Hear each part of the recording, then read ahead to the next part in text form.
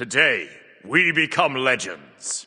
In June 2022, Hi-Rez revealed a new addition to their gaming repertoire, a 3D platform fighter set in the Smite universe where you can play as Smite gods in a new genre. There was some genuine hype around the game, as it seemed to have cool, chibi designs of our favourite gods and could reinvent the platform genre in third person in a similar way that Smite reinvented the MOBA genre for third person. The hype built up around the game's official release in December 2022. The game, of course, was Divine Knockout, or DKO. However, since launch, the game has lost over 98% of its player base. The official accounts haven't posted in 5 months, and the game seems to be in an unstoppable death spiral, much like many of Hi-Rez's previous attempts to break into a new genre. But why did DKO flop so hard, and can it ever recover? Well, that's what we'll explore in today's video. In December 2022, the game launched free to play, but with 3 paid editions, because of course it did. It's 2023, or end of 2022, I guess.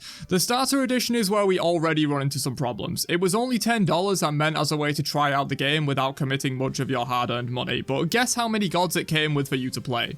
4.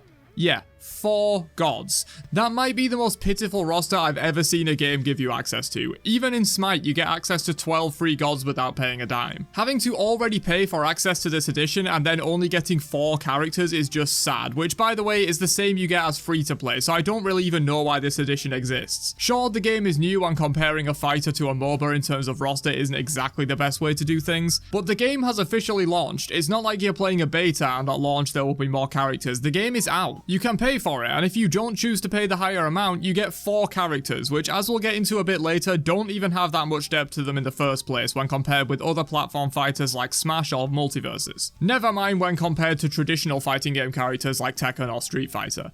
But I hear you, the $10 version is clearly just to try out the game, and then you can either cut your losses or upgrade to a more normal priced edition like the Founders Edition. However, even the Founders Edition only has access to 8 playable characters and costs $25. The Ultimate Edition isn't much better at $50, basically a full price game at that point, and you still only get 12 total characters. The 8 from before plus 4 god unlock tokens you can use to unlock anyone you want. But sure, you can play the game for free and get access to 4 characters to try it out. However, those god unlock tokens that I just mentioned cost 8,000 of an in-game currency called stars, which are actually fairly hard to earn.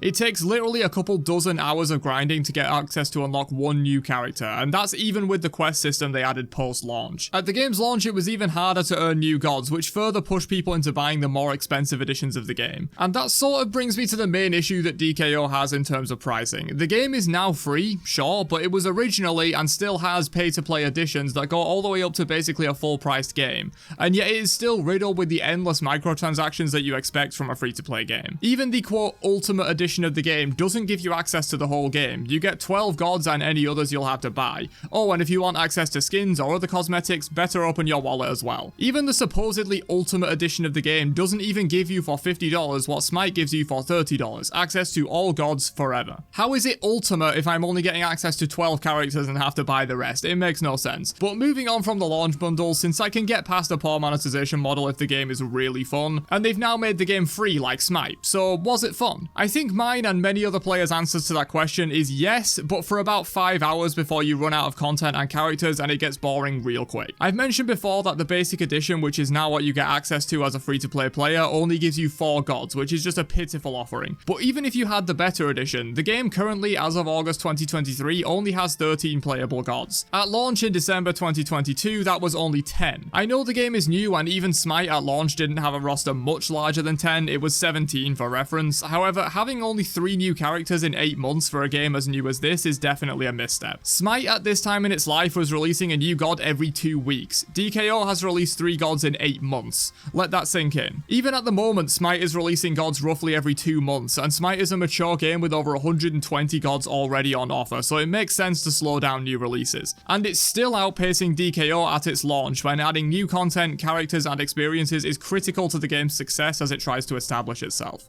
It didn't help that buying a god was so ridiculously expensive that anyone who didn't buy the Ultimate Edition, and especially those that bought the Starter Edition or picked up the game later when it went free to play, would find themselves playing 4 gods without much depth that all kind of feel the same, and not even being able to buy a new character after 5 to 10 hours of gameplay, at which point they just quit.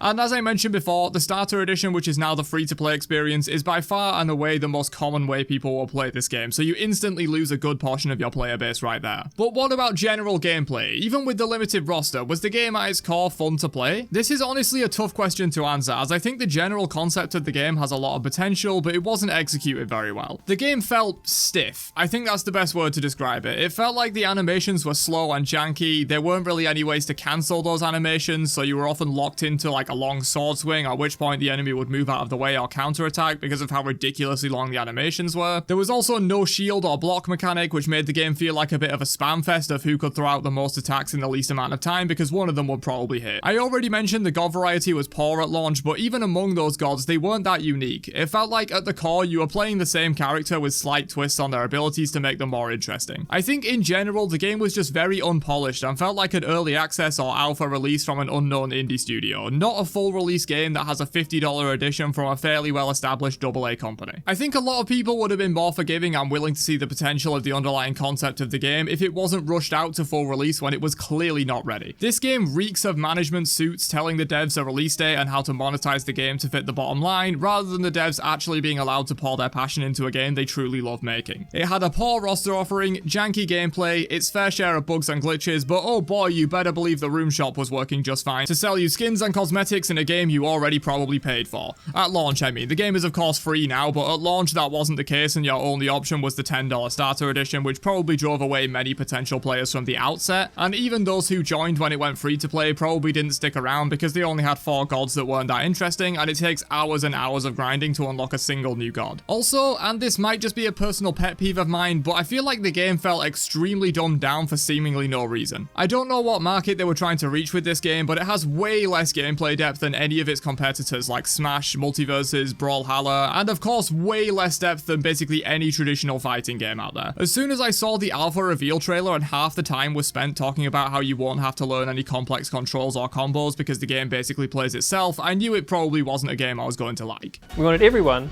no matter your skill level, to be able to hop in and play. But we wanted to make it easy for all players to jump in. Each ability is mapped to a single button so you can feel powerful without having to memorize complex movesets. Not button complexity. Again, I might just be speaking for myself here, and maybe the target audience of this game would prefer it be very simple and easy to get into, but for me, I just can't devote a lot of hours to a game that you can master in 5 minutes because all you have to do is move and press 3 buttons when they're off cooldown. The game also just seems sort of dead on arrival and has had very few interesting updates in the 8 months since launch. As mentioned, 3 new gods were added, which in 8 months for a newly launched game with only 10 gods at release just isn't enough. They added like 3 new maps, some basic quests to get some currency to buy new gods and make it a bit easier, and a login reward system. The roadmap said they would release a Norse event with tons of Norse gods, maps, and content, but since they released Loki 5 months ago, the game's YouTube and Twitter accounts have gone radio silent, and it seems the game has had no new updates in 5 months, which definitely is not a good look. Taking a peek at the Steam charts paints the picture even clearer. The game at launch had a peak player count of 12,450 concurrently on Steam. In just 8 months, that number has dropped 98% to just 255 playing this game concurrently at peak times. Of course, the game is on other platforms, but I imagine the numbers there look very similar. A 98% loss is also just to the current numbers. The game has dipped even more to an all-time low of just 155 concurrent players on Steam in June this year, which is a 99% drop from launch. For every 100 players that played the game at launch, only 1 of them is still playing. 1. For reference, Smite has its ups and downs, but at its all-time low in December 2018, right before a new season, it had just under 12,000 concurrent players on Smite on Steam. Compared to its all-time peak of 31,000 in January 2021, that's still a 62% drop, or more accurately a 160% gain, since this peak happened after the all-time low of the game. But even that is nothing close to what we see with DKO on the Steam charts. I don't know if a game has ever survived a 99% drop in its player base this soon after launch. Whether the game is fun is subjective. Whether you think the pricing model is fair is subjective, but there's nothing subjective about losing 99% of your players in 8 months. The game is dying, and based on the activity of the game's social media accounts, it might already be dead, or at least on live support. A game like this can't go 5 months without updates, and I'm sure Hi-Rez knows this, and so it's very telling that they've not posted anything about the game in this long. I wouldn't be surprised at all if sometime this year or maybe early next year they announce the servers will be shutting down and the dev team are either working on a new title that will likely also die, or are being absorbed shoved into the teams of the only 2 titles Hi-Rez has ever established and kept, Smite and Paladins. But hey, did you guys enjoy DKO when it launched, and why did you end up quitting? Or better yet, why are you still playing if you're the 1% that still stick with this game? I think it had some genuine potential, but just went wrong in so many ways that it couldn't survive. The God offering was lackluster, the gameplay felt janky and didn't have enough content, it felt like more effort was put into making skins than actually updating the game. It's a bit sad really, but also not unexpected given the track record of Hi-Rez when making games that try to break into a new genre. 2 have succeeded long term and the rest have all failed. I guess DKO is going the same way pretty soon. Catch you guys in another one later on. Have a great day, and peace out, you nerds.